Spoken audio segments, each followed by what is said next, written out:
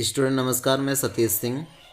आज इस वीडियो में आपको चुंबकीय क्षेत्र का एक महत्वपूर्ण टॉपिक एम्पियर का परिपथीय नियम, तो इस नियम पर आज हम लोग डिस्कस करेंगे और इसके साथ में एम्पियर के परिपथीय नियम का अनुप्रयोग भी आपको मैं समझाऊंगा। और इस बार जो 30% का सिलेबस काट करके 70% जो आपके एग्ज़ाम होंगे, तो उसमें जो एम्पियर के परिपथीय नियम के अनुप्रयोग हैं, तो सिर्फ एक ही अनुप्रयोग इस बार आपके सिलेबस में है। अनंत लंबाई के रुजुरेखीय धारावाही तार के कारण चुंबकीय क्षेत्र। और इसके अलावा भी इस पर एप्लीकेशन है, जैसे कि टोरॉइड धारावाही प्रणालिका, सिरे विहीन जो प्रणालिका होती है और एक धारावाही प्रणालिका होती है, उसका भी चुंबकीय क्षेत्र आपको निकालने के लिए दिया जाता, तो इस बार वो सिलेबस में नहीं है। और इसी पर एक न्यूमेरिकल है जो कि बहुत ज़्यादा बार एग्ज़ाम में पूछा जा चुका है, कई बार रिपीटेड क्वेश्चन है, अक्सर ये क्वेश्चन आ जाता है। आप जब अनसॉल्व पेपर हल करेंगे तो आपको ये क्वेश्चन, इसकी जो नंबर हैं वो डिजिट जो हैं वो चेंज हो के यही क्वेश्चन बार बार आपको मिलता रहता है। तो ये इतनी सारी चीज़ें मैं आपको इस वीडियो में समझाऊंगा। तो सबसे पहले हम लोग आते हैं एम्पियर के परिपथीय नियम पर। तो एम्पियर का जो परिपथीय नियम है, अगर आप लोगों ने वैद्युत क्षेत्र से गॉस का नियम समझा है, तो आप ये समझ लीजिए कि आपको एम्पियर का परिपथीय नियम बिल्कुल समझ में आने जा रहा है। गॉस की प्रमेय को एक बार हम लोग फिर से समझ लेते हैं, क्योंकि ठीक उसी से रिलेटेड है, वहाँ से मिलती जुलती हुई यहाँ पे चीज़ें आपको बताई जानी है। जैसा कि आप लोगों ने देखा था कि जो गॉस की प्रमेय होती है, गॉस की प्रमेय में आपको क्या बताया गया था कि यदि किसी बंद वक्र के भीतर जो आवेश स्थित होते हैं, हो सकता है कि बंद वक्र के भीतर एक ही आवेश हो, या ऐसा भी हो सकता है कि बंद वक्र के भीतर एक से ज़्यादा आवेश स्थित हों। तो कहा गया था कि इस बंद वक्र से गुजरने वाला जो नेट वैद्युत फ्लक्स होता है, वहाँ पे चूँकि वैद्युत क्षेत्र की बात थी, इसलिए वहाँ पे नेट वैद्युत फ्लक्स की बात की गई थी कि जो नेट वैद्युत फ्लक्स होता है वो आवेश Q का 1/ε0 गुना होता है। इस तरीके से वहाँ पे आपको बताया गया था, यानी फाई इक्वल टू Q/ε0। यह आपको ये भी वहाँ पे बताया गया था कि चूँकि जो गॉस की प्रमेय होती है वो सरफेस पे काम करती है, ये इसमें सरफेस होता है, इसलिए close integral of B vector dot में नहीं, ई वेक्टर होता है, वैद्युत क्षेत्र की बात होती है, ई वेक्टर डॉट में delta A vector equal to Q/ε0। या तो आपको ये बात वहाँ पे बताई जाती है कि वैद्युत क्षेत्र का पृष्ठीय समाकलन, ये समाकलन का निशान होता है। और वैद्युत क्षेत्र का हम कैसे समाकलन करते हैं? पृष्ठीय समाकलन करते हैं, सरफेस इंटीग्रल करते हैं। तो वो आवेश Q का मतलब होता है इस पृष्ठ के भीतर जितना भी नेट आवेश होता है, तो पृष्ठ द्वारा परिबद्ध नेट आवेश Q का 1/ε0 गुना होता है। तो वहाँ पे इस तरीके की बात होती, चूँकि जो गॉस की प्रमेय है वो पूरी तरीके से कूलाम के नियम पर आधारित होती है, और जो कूलाम का नियम होता है वो आवेशों की बात करता है, वो आवेशों से रिलेटेड है, इसलिए यहाँ पे आवेश की बात होती है। और चूँकि आज जो हम टॉपिक पढ़ने जा रहे हैं वो एम्पियर का परिपथीय नियम है, ये किस पर रहेगा? ये चुंबकीय क्षेत्र का टॉपिक है। और चुंबकीय क्षेत्र आपको जहाँ मालूम होगा कि जो ओस्टर्ड नाम के वैज्ञानिक थे, उन्होंने ये कहा था कि जब किसी परिपथ में धारा प्रवाहित की जाती है तो उसके चारों ओर एक चुंबकीय क्षेत्र उत्पन्न हो जाता है। तो वहाँ पे चूँकि आवेश रहता है और आवेश के चारों ओर वैद्युत क्षेत्र होता है, इसलिए वैद्युत क्षेत्र का पृष्ठीय समाकलन किया गया था। और यहाँ पे चूँकि वैद्युत धारा की वजह से चुंबकीय क्षेत्र उत्पन्न होता है, इसलिए यहाँ पे चुंबकीय क्षेत्र की बात होगी और धारा की बात होगी। तो वैद्युत क्षेत्र का संबंध आवेश से होता था, इसलिए वैद्युत क्षेत्र वहाँ पे आवेश की बात होती थी, ये E और Q। और चुंबकीय क्षेत्र चूँकि धारा की वजह से उत्पन्न होता है, इसलिए यहाँ पे चुंबकीय क्षेत्र और धारा में संबंध आपको बताया जाएगा। तो यही एम्पियर का परिपथीय नियम है, आप इसको समझिए, बहुत ही इम्पॉर्टेंट है और बहुत ही सरल भी है। तो सबसे पहले में ऐसा काम करते हैं कि एक हम धारावाही तार लेते हैं और हो सकता है कि यहाँ पे एक से ज़्यादा धारावाही तार हों, ऐसा भी हो सकता है। जिस तरीके से गॉस की प्रमेय में एक से ज़्यादा आवेश हो सकते हैं, वैसे यहाँ भी हो सकता है कि एक से ज़्यादा धारावाही तार हों और उनमें धारा अलग अलग दिशा में भी बहें। लेकिन हमारे यहाँ जो इंटर का जो सिलेबस है उसमें केवल एक ही दिशा में या एक ही धारा की बात करता है, इसलिए हम यहाँ पे एक ही धारा की बात करेंगे। और चूंकि धारा जब इसमें बहेगी तो हम ये जानते हैं इसके चारों ओर चुंबकीय क्षेत्र उत्पन्न होगा। तो हम ऐसा करते हैं कि इससे कुछ दूरी पर यहाँ पर एक बिंदु P लेते हैं। इसके चारों ओर चुंबकीय क्षेत्र है, हमने यहाँ पे एक बिंदु P ले लिया। अब इस बिंदु P से होकर जाने वाला इस धारावाही तार के चारों ओर एक हम सममित पृष्ठ खींचेंगे। आप इस बात को ध्यान में रखेंगे कि सममित पृष्ठ होना चाहिए। एम्पियर के परिपथीय नियम के लिए सममित पृष्ठ होना चाहिए। तो हमने यहाँ पे एक सममित पृष्ठ खींच लिया और इस सममित पृष्ठ पर हमने छोटे छोटे अवयव ले लिए। जैसा कि बायो-सवर्ट के नियम में आप लोगों ने सीखा होगा कि हम एक छोटा सा अवयव लेते थे और उसकी लंबाई कितनी डेल्टा एल मानते थे। उसी तरीके से यहाँ भी हमने क्या किया कि जो ये एक हमने एक सममित पृष्ठ खींचा है, इस धारावाही तार के चारों ओर एक छोटा सा अवयव ले लिया और इसकी जो लंबाई है कितनी है, वो डेल्टा एल मानते हैं। और चूंकि ये चुंबकीय क्षेत्र में है और इसकी जो लंबाई है बहुत छोटी, इसलिए ये एक विस्थापन की तरह, एक सदिश राशि की तरह, सदिश राशि का यहाँ पे काम करेगा। और चूंकि यहाँ पे जो चुंबकीय क्षेत्र है, हाँ साथ में आप ये भी ध्यान रखें कि जो लंबाई जो यहाँ पे हमने लघु अवयव लिया, इसकी जो लंबाई होगी वो बिल्कुल स्पर्श रेखा की दिशा में लेते हैं, ये डेल्टा एल वेक्टर। और जो चुंबकीय क्षेत्र यहाँ पे है, जो चुंबकीय क्षेत्र है उसको भी हम इस डेल्टा एल वेक्टर की डायरेक्शन पे ही लेते हैं, दोनों एक ही दिशा में यहाँ पे हैं। हालांकि चुंबकीय क्षेत्र कई दिशाओं में, ये जो एम्पियर का परिपथीय नियम है वो चुंबकीय क्षेत्र की कई दिशाएं यहाँ पे ली जा सकती हैं, लंबवत भी हो सकता है और इस जो लघु अवयव है इसकी लंबाई की दिशा में भी हो सकता है। तो यहाँ पे दोनों क्या है, एक ही दिशा में है। तो यही एम्पियर का परिपथीय नियम कहता है कि चुंबकीय क्षेत्र का किसी बंद वक्र के लिए, अब ये धारावाही तार है, इसके चारों तरफ चुंबकीय क्षेत्र उत्पन्न होगा, तो किसी बंद वक्र के लिए चुंबकीय क्षेत्र का रेखीय समाकलन, गॉस की प्रमेय में क्या रहता था, सरफेस इंटीग्रल, पृष्ठीय समाकलन।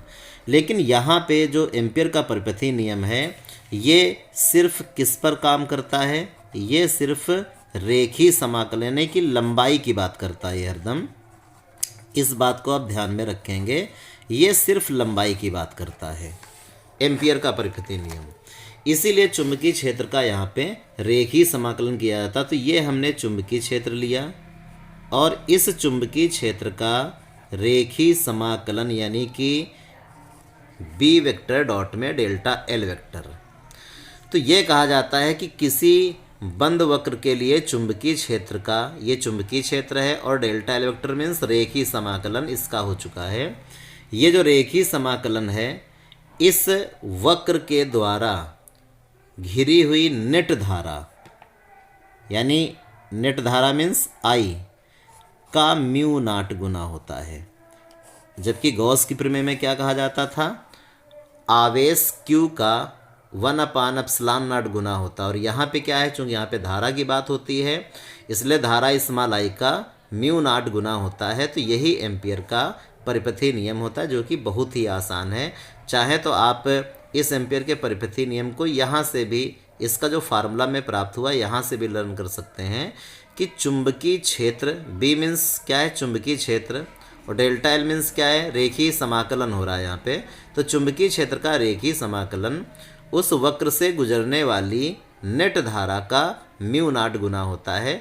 यही एम्पियर का परिपथीय नियम होता है, जिसमें हम म्यू नॉट को क्या कहते हैं, इसको हम निर्वात की चुंबकशीलता कहते हैं। निर्वात की ये चुंबकशीलता बोला जाता है, इसको हम निर्वात की चुंबकशीलता कहते हैं। और इसका मान कितना होता है, mu naught equal to 4 pi into 10⁻⁻7 newton per ampere square, ये इसका मान होता है। तो आप इस तरीके से एम्पियर का परिपथी नियम तैयार कर लेंगे। और इसी एम्पियर के परिपथी नियम पर एक अनुप्रयोग है जो कि बहुत ही ज़्यादा इम्पॉर्टेंट है, और ये अनुप्रयोग कई बार पूछा जा चुका है, और सबसे ज़्यादा तो इस पर न्यूमेरिकल आते हैं। तो सबसे पहले हम क्या करते हैं कि एक अनंत लंबाई का तार लेते हैं। ये एक अनंत लंबाई का हमने एक धारावाही तार इस तरीके से ले लिया है, अनंत लंबाई का है। और हमें करना क्या है कि इस धारावाही तार के कारण चुंबकीय क्षेत्र ज्ञात करना है। तो इससे स्मॉल आर दूरी पर यहाँ पे हमने एक बिंदु P लिया है, और अब हम इस धारावाही तार के चारों ओर इस बिंदु P से होकर जाने वाला इस प्रकार से एक वृत्त खींच लेते हैं, जो कि पूरी तरीके से क्या होना चाहिए, सममित होना चाहिए, बिल्कुल बराबर बराबर दूरी पर यहाँ पे ये रहेगा। और एम्पियर के परिपथी नियम में आपको एक बात और भी ध्यान रखना है कि ये जो चुंबकीय क्षेत्र होता है ये हर बिंदु पर क्या रहता है, बिल्कुल एक समान होता है। हर जगह जो B का मान रहेगा वो बिल्कुल क्या रहेगा, सब जगह समान ही होता है। ये चीज़ हम ध्यान में रखेंगे। तो इस बिंदु P पर हमको क्या करना है, चुंबकीय क्षेत्र ज्ञात करना है। और चुंबकीय क्षेत्र क्या रहेगा, वो चारों तरफ क्या रहेगा, समान रहेगा। तो सबसे पहले हम यहाँ पे क्या लेते हैं, इस बिंदु P के पास में एक लघु अवयव लेते हैं, छोटी सी लंबाई लेते हैं इस वृत्त पर, और इसकी जो दिशा होगी वो स्पर्श रेखा की दिशा में होगी, इसलिए यहाँ पे हमने डेल्टा L वेक्टर लिख लिया। और चुंबकीय क्षेत्र की दिशा भी इसी डेल्टा L वेक्टर की डायरेक्शन में है, तो ये क्या हो जाएगा, यहाँ पे B वेक्टर हो जाएगा, और इसको हमने बिंदु O मान लिया। तो सबसे पहले हम चूँकि चुंबकीय क्षेत्र यहाँ पे एम्पियर के परिपथी नियम से ज्ञात करेंगे, तो हम एम्पियर का परिपथी नियम ही लगा देते हैं, और 2-3 लाइनों में आंसर आ जाएगा। एम्पियर के परिपथी नियम से, परिपथी नियम से क्या होता है एम्पियर पर, close integral of B vector dot में delta L vector equal to mu naught, और हमने यहाँ पे I लिख लिया। अब चूँकि हम लोग इसके पहले जानते हैं कि जो A वेक्टर डॉट में B वेक्टर होता है वो कितना रहता है, AB cos थीटा होता है। क्लास 11 की ये बात है कि दो सदिशों का अगर हमें डॉट प्रोडक्ट करना है, अदिश गुणा करना है, तो AB cos थीटा होता है। तो उसी तरीके से यहाँ पे B वेक्टर और डेल्टा L वेक्टर दोनों का क्या है, यहाँ पे स्केलर प्रोडक्ट है, अदिश गुणा है, डॉट प्रोडक्ट है। तो इसी तरीके से हम यहाँ पे फार्मूला अप्लाई कर देते हैं। तो B और डेल्टा L कॉस में थीटा आ जाएगा, म्यू नॉट, और यहाँ पे I को हम ऐसे लिख लेते हैं। और चूँकि हम जानते हैं कि ये जो थीटा होता है ये B वेक्टर और डेल्टा L वेक्टर की जो डायरेक्शन है, दिशाएं हैं, उनके बीच का ही एंगल होता है। और यहाँ पे चूँकि दोनों समान दिशा में हैं, जो B वेक्टर की डायरेक्शन वही डेल्टा L वेक्टर की डायरेक्शन, इसलिए दोनों के बीच में जो कोण बनेगा, एंगल बनेगा, वो 0 डिग्री का होगा। तो इस जगह 0 डिग्री अगर हम पुटअप करें तो आ जाएगा B, यहाँ पे जो इसकी वैल्यू प्राप्त हो जाएगी वो आ जाएगी B और डेल्टा L कास 0 डिग्री और म्यू नॉट I बन जाएगा। म्यू नॉट I यहाँ पे आ जाएगा। और कॉस 0 डिग्री का जो मान होता है कितना होता है, वो 1 होता है। तो यहाँ पे close integral of B delta L, और इसका मान 1 हो जाएगा, इसको हम छोड़ते हैं, और म्यू नॉट I लिख लिया। देखिए चूँकि जो चुंबकीय क्षेत्र है वो हर जगह कैसा रहता, समान रहता है, यानी कांस्टेंट होता है। तो कांस्टेंट होने की वजह से इसको हम बाहर कर लेते हैं, तो ये बाहर आ जाएगा, और close integral of delta L equal to mu naught I बना रहेगा। अब इसके बाद आप इसको समझिए, ये close integral Grecian delta L क्या है। चूँकि इस तार पर ऐसे बहुत सारे छोटे छोटे यहाँ पे ऐसे ये जो हमने लंबाई ली है, ये जो हमने चारों तरफ पे घेरा खींचा है, इसमें इस प्रकार के बहुत छोटे छोटे से अवयव हैं। तो इन सभी अवयवों को अगर हम जोड़ देंगे, तो सबको जब जोड़ देंगे तो क्या बन जाएगा, ये इसकी एक पूरी परिधि तैयार हो जाएगी। और चूँकि त्रिज्या यहाँ पे स्मॉल आ रहा है, तो हम जानते हैं कि जो परिधि होता है वो 2πr के बराबर होता है।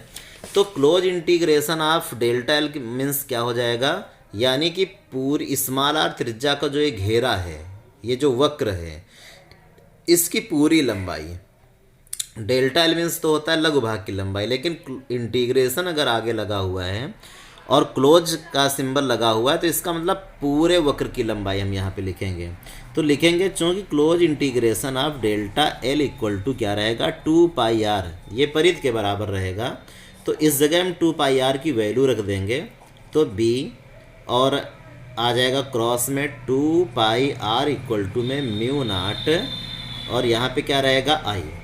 अगर इसको हम पूरे का पक्षांतर कर दें तो ये नीचे जाएगा और b इक्वल टू इस 2 पाई को म्यू नाट के नीचे लिखेंगे तो म्यू नाट अपान में 2 पाई, और r को i के नीचे लिख देंगे तो i अपान में कितना आ जाएगा, r आ जाएगा, और ये हमें आंसर इसका मिल जाएगा।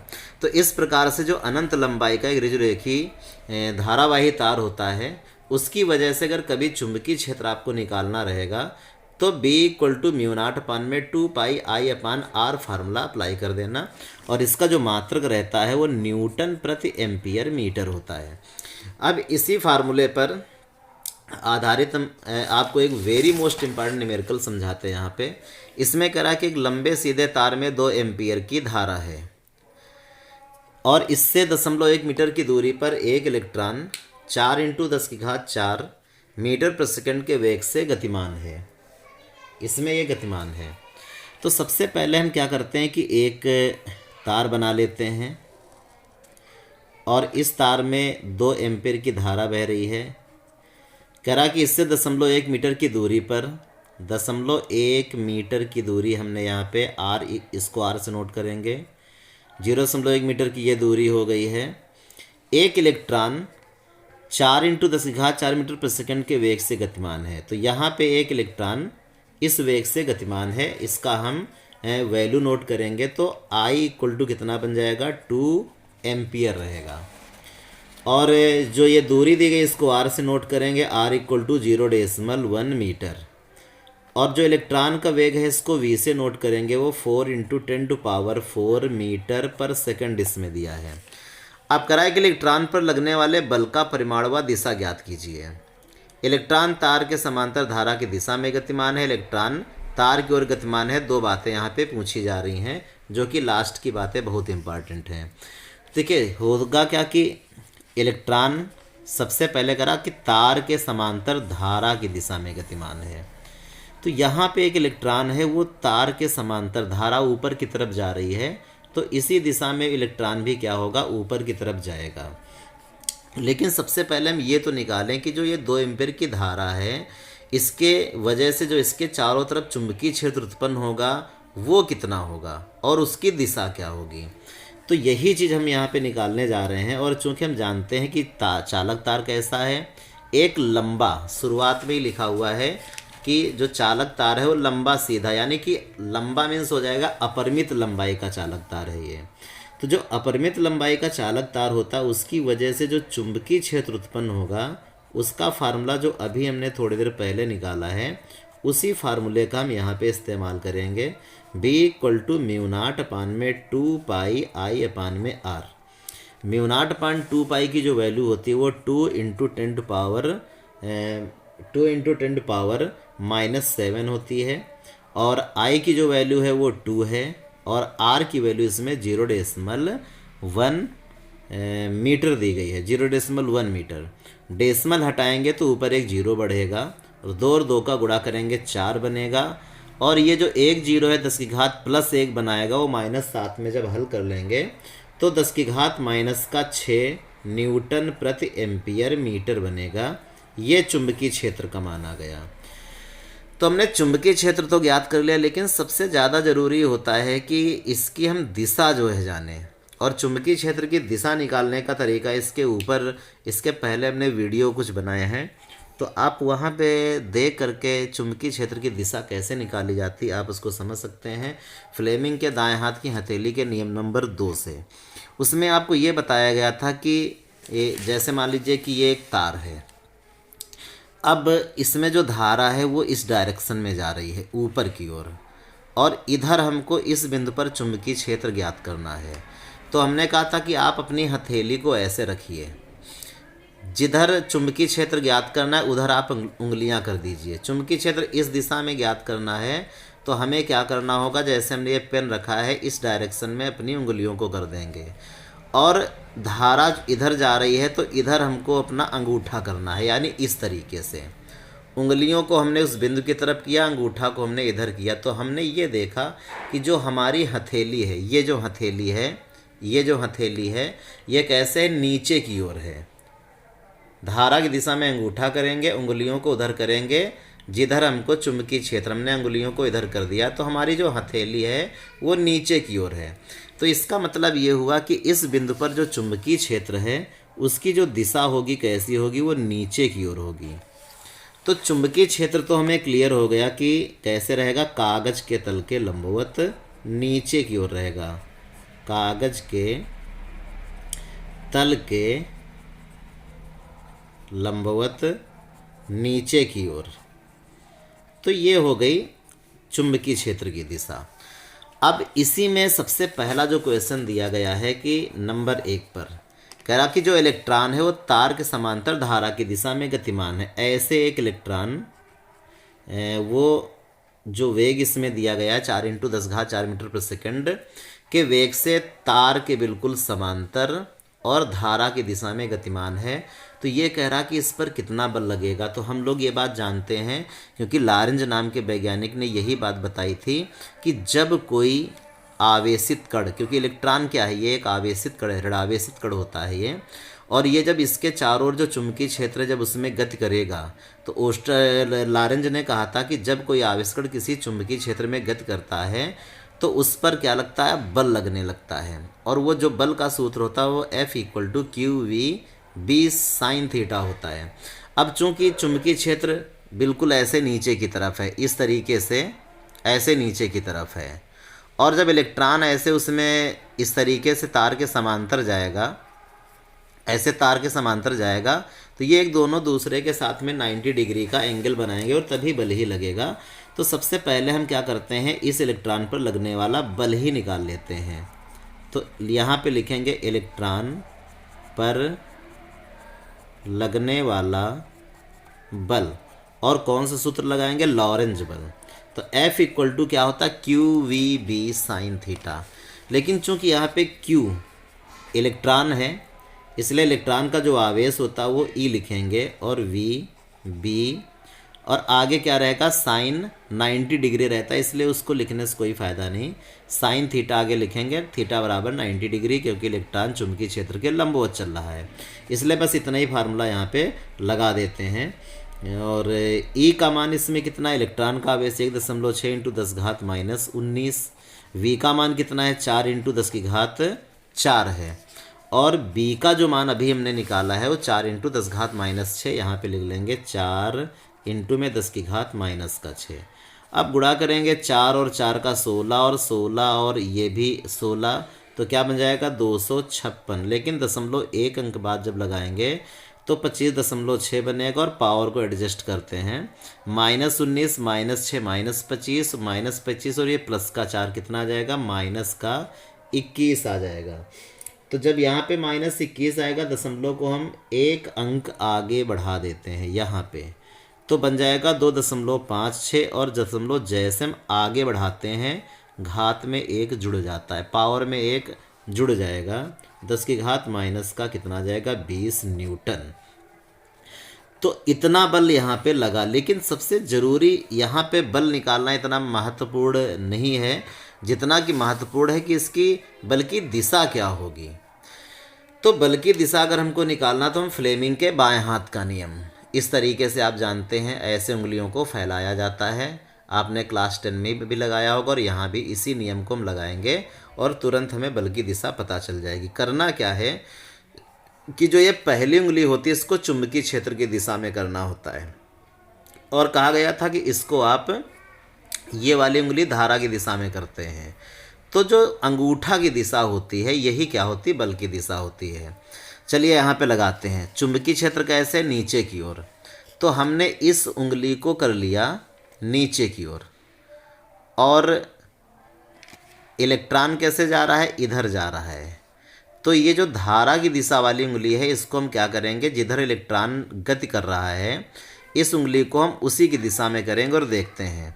तो आप यहाँ पे समझ सकते हैं थोड़ी सी जगह की कमी है। हमने उंगली को, इस उंगली को हमने चुंबकीय क्षेत्र की दिशा चूंकि नीचे की तरफ है, इस उंगली को नीचे किया, इस उंगली को इलेक्ट्रॉन की दिशा में किया। आप अंगूठा देखिए कैसे है, ये तार है और ये तार से कैसे है, बाहर की ओर अंगूठा जा रहा है।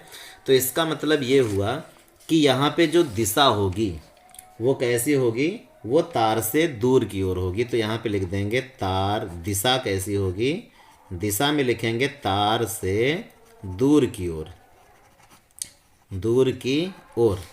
अब इसी में एक दूसरा क्वेश्चन इसने कर रखा है कि यदि इलेक्ट्रॉन तार की ओर गतिमान हो जाए, जैसे ये तार यहाँ पे है, ये तार धारा ऐसे जा रही है और चुंबकीय क्षेत्र यहाँ पे कैसे नीचे की तरफ है, लेकिन यही इलेक्ट्रॉन अगर इधर की तरफ गतिमान हो जाए, इधर इसका वेग हो जाए, इधर आने लगे, तो अब बल कितना लगेगा और उसकी जो है दिशा क्या होगी बल की। तो देखिए जब तार की ओर गतिमान होगा तब भी जो बल होगा वो बल नहीं बदल जाएगा, क्योंकि बल निकालने के लिए ईवी भी चाहिए हमें। तो ना तो तार की ओर गति करने से इलेक्ट्रॉन का आवेश बदल जाएगा, ना तो उसका वेग बदल रहा और ना ही चुंबकीय क्षेत्र बदल रहा, क्योंकि चुंबकीय क्षेत्र चारों ओर समान होता है। तो जब कुछ बदल नहीं रहा तो इसलिए बल का जो मान आएगा वो 2.56 और इंटू में 10⁻⁻20 न्यूटन ही आएगा। बस फर्क किस में पड़ेगा, दिशा में पड़ेगा। अब की बार हम देखते हैं कि इसकी आखिर जो बल की दिशा होगी वो कैसी होगी। तो एक बार फिर हम क्या करेंगे कि उंगलियों को हमने अपनी नीचे की तरफ कर लिया और इस उंगली को इलेक्ट्रॉन चूंकि अब की बार तार की दिशा में आ रहा है, तो इस उंगली को हम क्या करेंगे, इस बार तार की दिशा में कर लेंगे। आप समझिए। अब अंगूठे को देखिए आप कैसे जा रहा है, अंगूठा ये धारा जा रही है और अंगूठा भी उसी दिशा में, देखिए धारा की दिशा में ही है। तो इसका मतलब यह है कि जब फ्लेमिंग के बाएं हाथ का नियम लगाएंगे तो अब की बार जो बल लगेगा वो तार के समांतर कैसे होगा, धारा की दिशा में होगा। तो यहाँ पे लिखेंगे बल तार के समांतर, समांतर धारा की दिशा, धारा की दिशा में होगा, धारा की दिशा में होगा। तो ये दोनों ही जो तीनों बातें आज बताई गई इस वीडियो में, सभी बातें बहुत इंपॉर्टेंट हैं। एम्पियर का परिपथीय नियम भी, और उससे कहीं ज़्यादा इम्पॉर्टेंट तो ये न्यूमेरिकल है। एम्पियर का परिपथीय नियम इतना नहीं पूछा गया होगा जितना कि ये, उससे ज़्यादा न्यूमेरिकल पूछा गया होगा। तो आप इस न्यूमेरिकल को अच्छी तरीके से समझ लें और प्रैक्टिस कर लें। Thank you.